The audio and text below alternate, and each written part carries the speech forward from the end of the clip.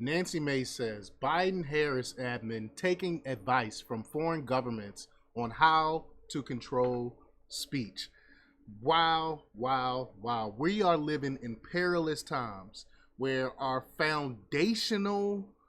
um our foundational constitution, our very very first amendment is at is being threatened. Our free speech is being threatened by these globalists like Kamala Harris and Joe Biden and uh and their ilk, because they no longer have control of the narrative. They can't just spew their propaganda and get away with it, because we have platforms and we have means of counteracting that propaganda with truth, and they can't stand it. Hillary Clinton came out and even admitted. John Kerry came out and admitted that they're losing the narrative and they need to do something to stop us from using our foundational First Amendment rights. They can't stand it. I think it was John Kerry who said the First Amendment rights is getting in the way, or someone like that. Someone said the First Amendment rights is getting in the way of them controlling us. So we're going to talk a little bit about it, but before we get started, go ahead and hit that like button, share this out so we can get this information out there. Subscribe if you're not already a subscriber, and hit that alarm bell so you know when I'm putting out new stuff.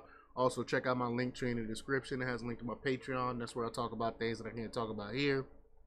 There's also a link to my Instagram and my X account, so follow me there as well. All right, so let's talk about this news. Now, this comes from BizPack Review from Kevin Haggerty, and he reports that as leftists further embrace curbing the First Amendment, new documents covering the advice Biden-Harris administration officials are said to have received from abroad on silencing speech have allegedly surfaced.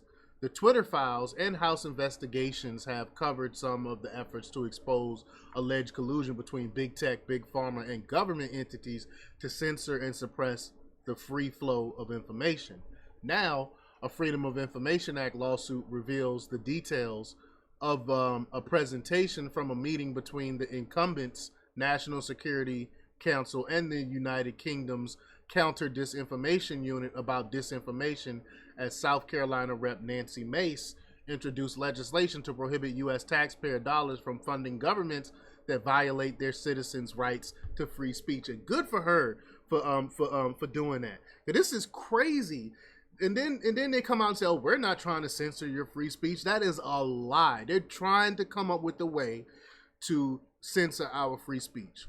Quote, "The Biden-Harris administration is so desperate to control speech and information, they're actually taking advice from foreign governments on how to violate our core constitutional rights," Mace said in a statement to Fox News Digital amid reporting about the August 21st, 2021 NSC meeting that included officials from the Department of Health and Human Services, Department of Defense, Office of Director of National Intelligence, CIA, FBI, CDC, and other agencies. Quote, "The extreme, over the top, and un-American, it's extreme, over the top, and un-American. We introduced our No Funds for Fascist bill in response to this," she added. I love it, I love it, I love it.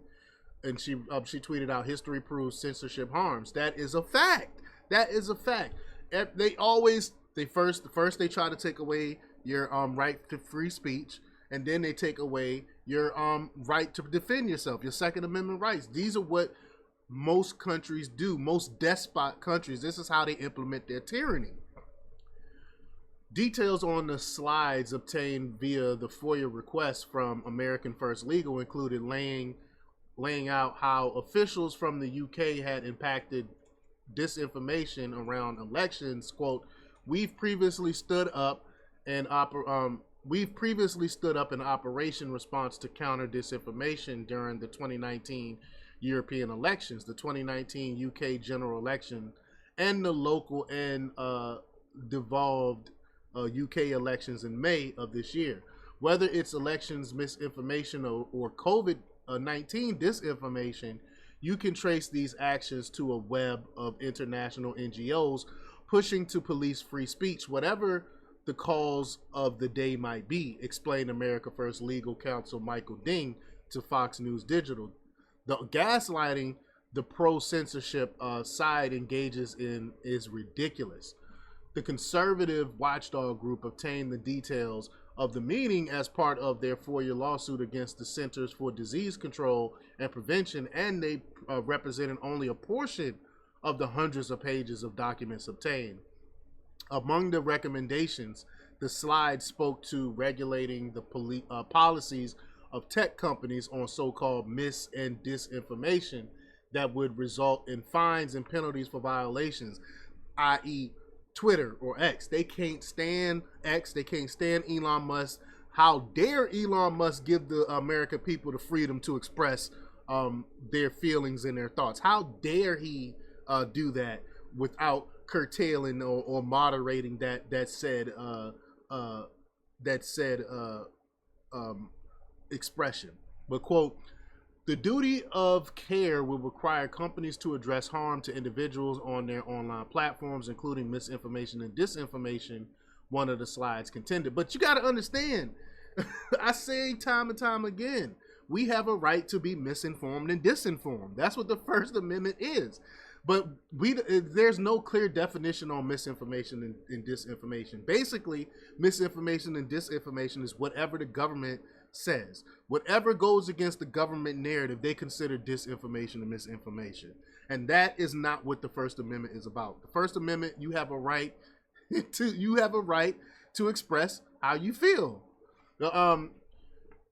In August of this year, 3 years after the meeting between UK and US officials, concerns about the globalist attack on the First Amendment loom large as leaders across the pond crack down on speech amid protests, even for people outside of the jurisdiction of UK laws. You know, they threatened Elon Musk. But quote, the British government is now threatening to extradite social media influencers abroad that they deem play a role in riots and charge them with terrorism, stated Swedish journalist Peter Emilsson. So that's crazy. Imagine you saying, you talk about Brexit, like, yeah, Brexit, they need to just leave the European Union and do their own thing, blah, blah, blah, blah, blah. And imagine you being extradited to the UK because of that. That is crazy. But Director of Public Prosecutions, Stephen Parkinson, told the BBC at the time that alleged offenders, quote, must know that they are not safe and there is nowhere to hide. Some people are abroad, he continued. That doesn't mean they're safe. We have liaison prosecutors around the globe who've got local links with the local judiciary. We can cooperate with our international partners. Come and get me. Come and get me, UK. I'ma still speak my truth. But as examples of individuals being questioned and taken into custody over their social media posts become more common, the presentation notably encouraged steering away from American sovereignty towards global governance, suggesting the U.S. State Department, allied with the United Nations, G7, and NATO regarding disinformation standards, to send a, quote, clear message that the international community is prioritizing this policy area, encouraging cooperation from platforms. Well, screw the globalists, screw the United Nations, screw the G7, and screw NATO. They do not supersede my constitutional rights. And hopefully y'all feel the same way. But let me know what y'all think about this. Leave your comments down below. Like, share, and subscribe. And check out jjthepsychotherapist.com for the latest in news. Until next time, peace.